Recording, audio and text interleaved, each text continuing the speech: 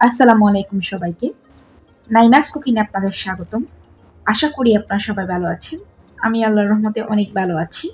আজকে আমি আপনাদেরকে তৈরি করে দেখাবো গরুর মাংসের আচার রেসিপি। গরুর মাংসের আচার তৈরি এতই সহজ যে কেউ বানাতে পারবে। আজকের আচারটা খুবই সহজভাবে তৈরি করে দেখাবো। চলুন এখন আমরা শুরু করব। গরুর মাংসের আচার তৈরি করার জন্য এখানে আমি হাফ কাপের থেকে একটু বেশি গরুর মাংস নিয়ে নিয়েছি। এগুলোকে ছোটো ছোটো করে কেটে নিয়েছি। তারপর দিয়ে দিয়েছি হাফ চামচ করে আদা রসুন বাটা, হাফ চামচ হলুদ গুঁড়া, হাফ চামচ ধনে গুঁড়া, হাফ চামচ লাল মরিচ গুঁড়া, হাফ চামচ জিরা গুঁড়া। তারপর দিয়ে দিয়েছি হাফ চামচ গরম মশলার গুঁড়া। তারপরে 1 টেবিল চামচ সয়াবিন তেল দিয়ে দিলাম। তেলটা দেওয়ার পর সবগুলো উপকরণ মাংসের সাথে ভালোভাবে হাত দিয়ে মেখে নিলাম।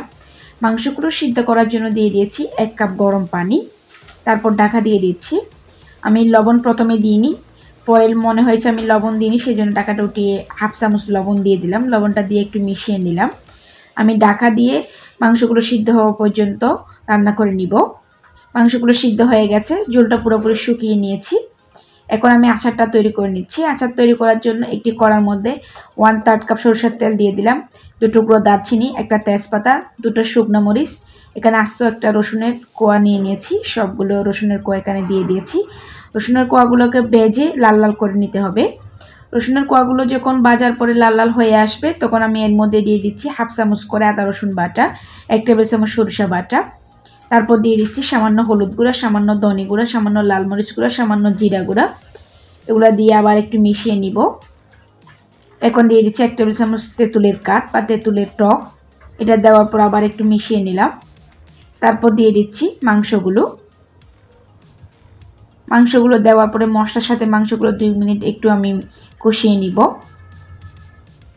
এরপর দিয়ে দিচ্ছি 1 টেবিল চামচের মতো পাঁচফোড়নের গুঁড়া, 1 টেবিল চামচ লেবুর রস, তারপর দিয়ে দিচ্ছি 1 টেবিল চামচ চিনি।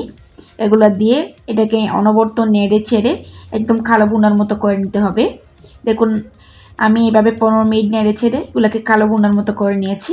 আমার গরুর মাংসের আচার তৈরি হয়ে গেল।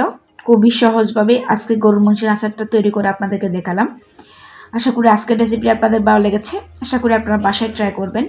যদি আমার এরকম সহজ রেসিপিগুলো আপনাদের ভালো লেগে থাকে তাহলে অবশ্যই আমার চ্যানেলটি সাবস্ক্রাইব করবেন, পাশের নোটিফিকেশন বেলটি অন করে রাখবেন।